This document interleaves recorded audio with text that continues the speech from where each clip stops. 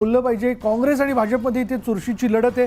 यशोमती ठाकूर विरुद्ध राजेश वानखेडेंमध्ये इथं लढत पार पडलेली आहे। यशोमती ठाकूर यांनी सलग 3 वर्ष हॅट्रिक केलेली आहे। 3 टर्म त्या इथल्या आमदार आहेत आणि यंदाची चौथी निवडणूक देखील ठाकूर यांच्यासाठी प्रतिष्ठेची। त्यामुळे बघूयात की यंदाची टर्म त्यांच्या पदरात पडते का। अनुकूलता यशोमती ठाकूर यांच्यासाठी आहे तर प्रतिकूलता राजेश वानखेडे यांच्यासाठी। त्यामुळे दिवसामध्ये ॲडव्हान्टेज काहीसा या क्षणी यशोमती ठाकूर यांना आहे। अचलपूर विधानसभा मतदारसंघ बच्चू कडू इथली लढत तिरंगी लढत आहे। प्रहार काँग्रेस आणि भाजपमध्ये काटेकी टक्कर आहे। या ठिकाणी बच्चू कडू, बबलू देशमुख आणि प्रवीण तायडेंचा हा सामना जो आहे तो सगळ्या पब्लिकने बघितलेला आहे। त्यामुळे यात कोण बाजी मारतं हे बघणं महत्त्वाचं ठरेल। पण हा अचलपूर मतदारसंघ कोणासाठी अनुकूल आहे हे देखील जाणून घेणं फार महत्त्वाचं आहे। बच्चू कडूंसाठी हा मतदारसंघ सध्या अनुकूल मानला जातो, तो दोघांसाठी प्रतिकूल। आणि इंटरेस्टिंग गोष्ट म्हणजे बच्चू कडूंची झाकली मूठ 1.25 लाखाची आहे। म्हणजे बच्चू कडू कुणाच्या बाजूने जाणार हे त्यांनी अजूनही स्पष्ट केलं नाही। गेल्या वेळेला काय झालं आपण पाहिलं, म्हणजे सत्ता स्थापनेच्या वेळेला सुद्धा आणि जेव्हा सत्तांतर झालं म्हणजे फूट पडली तेव्हा सुद्धा। आय थिंक उदय तिमांडे आपल्या सोबत आहेत। उदय, विदर्भातलं वातावरण कसं आहे? कोणते असे फॅक्टर आहेत खास करून मोठमोठ्या मतदारसंघातले की जे विजयासाठी उमेदवारांचे किंवा पराजयासाठी कारणीभूत ठरू शकतात?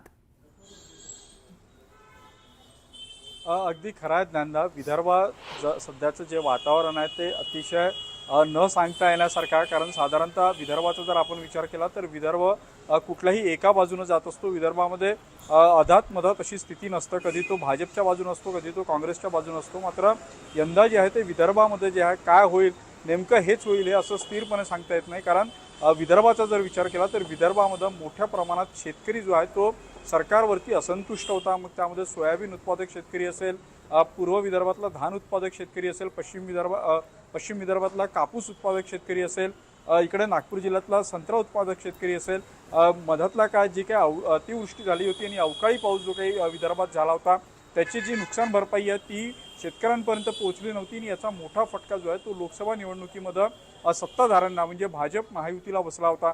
त्यामुळे आता हा जो काही परिणाम झाला होता निकालावर तो परिणाम विधानसभेत होणार नाही या दृष्टीनं सरकारनं मोठी काळजी घेतली होती।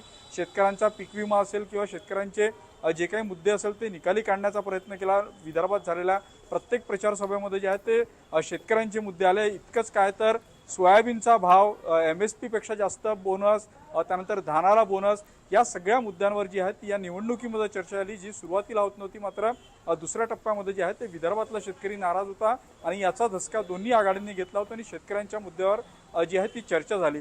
दुसरा विदर्भातला महत्त्वाचा मुद्दा असतो तो असतं जातीय समीकरण।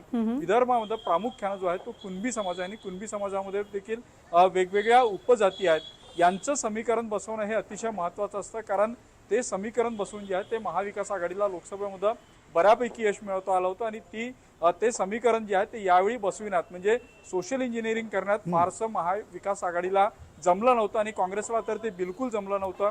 त्यामुळे हे समीकरण यावेळी भाजपनं बऱ्यापैकी जुळवून घेतलेलं आहे। गेल्या 2019च्या निवडणुकीमध्ये चंद्रशेखर बावनकुळे यांची तिकीट जी आहे ती भाजपनं नाकारली होती। त्याचा मोठा फटका जो आहे तो भाजपला बसला होता। तेली समाज जो दुसरा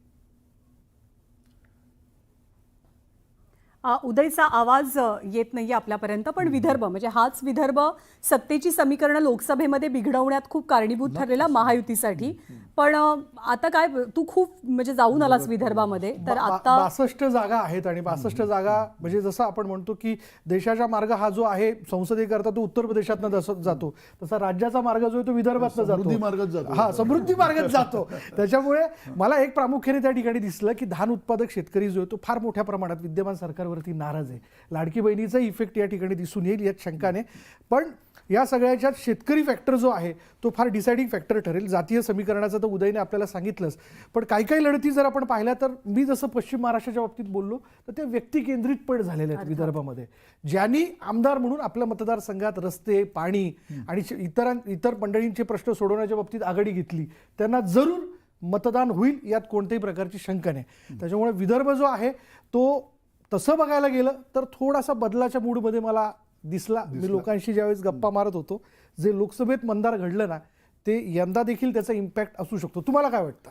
नाही, मुळात विदर्भामध्ये मी फार कमी फिरलो, कारण यावेळेला फक्त नागपूरवरनं मी वाशिम मार्गे परभणीपर्यंत गेलो. तेवढ्या वेळामध्ये ज्यावेळेला बघितलं विदर्भामध्ये एकच गोष्ट दिसली, सोयाबीनची, जी लोकांच्या घरासमोर सोयाबीन पडलेलं आहे आणि ते झाकलं गेलेलं आहे. पावसाची भीती आहे, कधी काढू, भाव आज वाढतील किंवा नाही, अशी परिस्थिती दिसली तिकडे. आणि त्याचा कितपत परिणाम होतोय हे आपल्याला बघावं लागेल. विदर्भाच्या सगळ्या ग्रामीण भागामध्ये सोयाबीनचं अमाप पीक आलेलं आहे आणि ते पीक येत असताना त्याचा जो अपेक्षित जो भाव यायला पाहिजे, हमी भाव आणि खरेदी सुरू व्हायला पाहिजे, त्या सगळ्या गोष्टी तिथे दिसल्या नाहीत.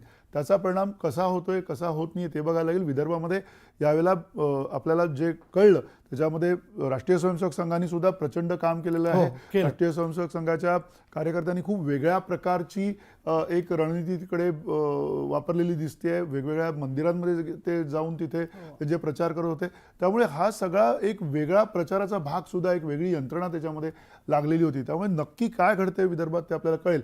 पण सगळ्यात महत्त्वाचा आणखीन एक तिथला विदर्भाचा जो मुद्दा आहे तो आपल्याला हाच दिसतोय की विदर्भामध्ये ज्या प्रकारची जे नेतृत्व आहे, खास करून नितीन गडकरी आणि देवेंद्र फडणवीस यांच्यासारखे मोठे नेते हे विदर्भामध्ये तिकडे म्हणजे तळ मांडून बसलेले होते. तिथे सगळी त्यांची यंत्रणा कामाला लागलेली होती. आणि दुसरीकडे स्वतः नाना पटोले हे सुद्धा तिकडे त्याच ताकदीने तिथे उभे होते. पण नाना पटोले यांना विदर्भातनं सुरुवातीच्या काळात जेवढा एक प्रतिसाद मिळत होता, तो नंतरच्या काळामध्ये प्रतिसाद मिळाला किंवा नाही याबाबत थोडीशी साशंकता आहे.